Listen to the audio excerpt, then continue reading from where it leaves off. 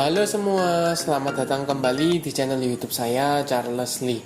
Bagaimana kabarnya buat teman-teman semua? Saya harap teman-teman dalam kondisi baik ya.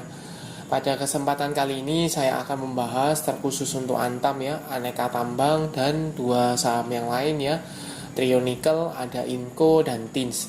Kenapa saya bahas Antam? Karena hari ini dia mengalami kenaikan ya dan breakout dari EMA 200-nya. Apakah ini menjadi tanda awal dia akan bergerak mulai uptrend atau ini hanya jebakan semata ya, manfaat kenaikan sementara gitu. Nah, pastikan buat teman-teman tonton video ini sampai selesai. Buat teman-teman yang mungkin baru pertama kali mampir ke channel YouTube saya ucapkan selamat datang, selamat menonton. Semoga melalui video-video yang kami buat bisa bermanfaat buat kawan-kawan semua ya. Oke, tanpa berpanjang lebar ya, kita langsung masuk ke pembahasan untuk saham yang pertama, yaitu Antam atau Aneka Tambang. Seperti yang teman-teman ketahui, untuk Antam hari ini mengalami kenaikan hampir 3% ya, ke level 2130 atau lebih tepatnya mengalami kenaikan 2,9%. Kalau dilihat seperti yang tadi saya singgung di awal bahwa dia breakout dari EMA 200. Untuk EMA 200-nya ada di 2040 ya.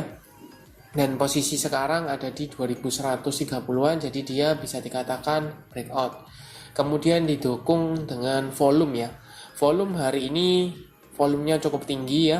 Jadi dia konfirmasi breakout dari EMA 200. Kemudian kalau dilihat dari garis MACD ini masih cenderungnya sideways ya secara minor dan mulai ada arah ke atas. Nah, teman-teman bisa cek ya, apakah kenaikan hari ini disertai dengan akumulasi atau tidak. Kita coba cekkan broker summary-nya ya di sini.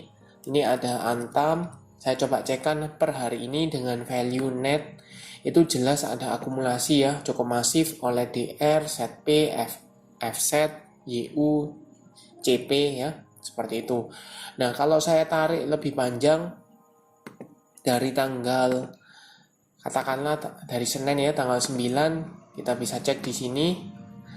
Jelas masih ada akumulasi ya oleh ZP, FZ, DR, CC, dan AK. Harganya pun teman-teman bisa cek ya di kisaran 2000 sampai dengan 2120. Untuk FZ ini dia masih ada tampung barang ya.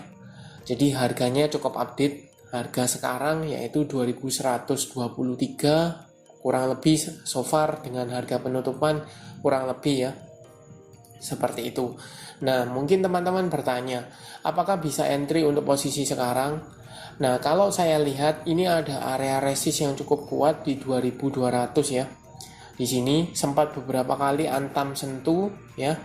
Di sini sekali, dua kali dia gagal turun kembali. Nah, kalau dilihat dari posisi sekarang di 2130 cukup dekat dengan 2200. Jadi kalau teman-teman mau misalnya ambil posisi mungkin bisa, cuman profitnya tidak akan maksimal ya. Cenderungnya dia sudah mendekati area resist rawan profit taking, kecuali kalau seandainya Antam ini breakout dengan volume di atas 2200. Nah, itu lain cerita. Kenapa? Karena 2200 ini support sebelumnya ya, support yang cukup kuat untuk menahan pergerakan dari Antam dan sekarang menjadi resisten yang cukup kuat. Jadi kalau dia bisa berhasil breakout dari resisten kuatnya, maka ada potensi dia untuk naik ke level 2400 sampai dengan area 2500 itu masih ada ya, seperti itu. Kemudian tadi sudah dilihatkan bahwa ada akumulasi ya. Dari tanggal 9 pun itu sudah ada akumulasi di harga lumayan bawah ya, di under 2000 lah, kita bisa asumsikan di 2000 sampai dengan 2100 seperti itu. Nah, itu untuk Antam ya. Area resist sekali lagi ada area resist cukup dekat di 2200. Buat teman-teman yang sudah punya untuk Antam bisa pertimbangkan taking profit apabila saham Antam ini tidak mampu breakout dari level 2200. Itu untuk Antam. Nah, bagaimana untuk dua saham yang lain ya? Biasanya kan Trio Nikel ya, ada Antam, Inco, dan Tins. Saya coba cekkan untuk Inco. Untuk Inco hari ini mengalami stagnan ya. Stagnan di level 7.325. Sebenarnya ini ada gap up ya, gap up. Jadi kenaikan tetapi dia ditutup tipis, turun tipis sehingga candlenya merah. Kalau dilihat, saya pernah buatkan untuk analisa saham Inco ya, dan masih relate sampai dengan sekarang karena masih ada tampungan barang ya. Jadi dia cenderungnya masih sideways di atas level 7.000 ya. Bahkan kalau teman-teman cek sekarang EMA 50-nya pun sekarang di 7.100. Sedangkan EMA 200-nya ada di 6.575 ya, di area sana. Kemudian garis MACD jelas ini masih cenderungnya sideways cukup panjang. Volume tidak sespek Antam ya, jadi volumenya relatif kecil. Seperti itu. Kita coba cekkan broker summary-nya. Inco per tanggal 12 ya. Kita bisa cek di sini Inco hari ini ya tanggal 12 itu cenderungnya netral, ada sedikit distribusi ya oleh RX, YP, BB, LG dan MG. Kalau saya tarik lebih panjang ya di tanggal 9 di sini kita coba cek. Untuk tanggal 9 sampai dengan tanggal 12 ini Inco masih ada akumulasi ya, cukup masif oleh LG, DR, IF, YU, dan GR. Harga rata-rata pun teman-teman bisa cek ya di 2.300, rata-rata 2.300an. Jadi masih relate dengan harga sekarang ya, so far kurang lebih. Jadi belum ada kenaikan, jadi masih ada tampungan barang untuk tambah barang dulu ya. Jadi belum ada, istilahnya belum ada momentum untuk diangkat, tetapi dia tetap akan menampung barang buangan atau tukaran barangnya seperti itu. Nah, apakah menarik? Saya masih relate dengan video saya sebelumnya bahwa selama saham Inco ini di atas level 7.000 sampai dengan 7.300 itu masih layak untuk teman-teman bisa spekulasi buy ya, karena jelas masih ada akumulasi di daerah tersebut ya, seperti itu. Kalau saya, buat teman-teman yang belum mengikuti ya, kalau selama dia masih di atas level 7.000 teman-teman masih bisa entry ya, karena menurut saya selama dia ada akumulasi dan harganya tidak dibiarkan turun di bawah level psikologis 7.000, berarti jelas ada tampungan atau ada yang nampung barangnya, seperti itu. Itu untuk Inco. Bagaimana potensinya? Kalau seandainya dia sudah cukup barangnya, kemungkinan saham Inco ini untuk diangkat ke level let's say di 8.000 itu masih terbuka. Bahkan kalau bisa, perkiraan ya, kalau seandainya distribusinya tidak terlalu masif, mungkin bisa diangkat sampai ke atas 8.000 seperti itu. Itu untuk saham Inco. Kita coba saham TINS atau Timah Tbk. Untuk TINS ini hari ini mengalami kenaikan ya 1,29% ke level 1180.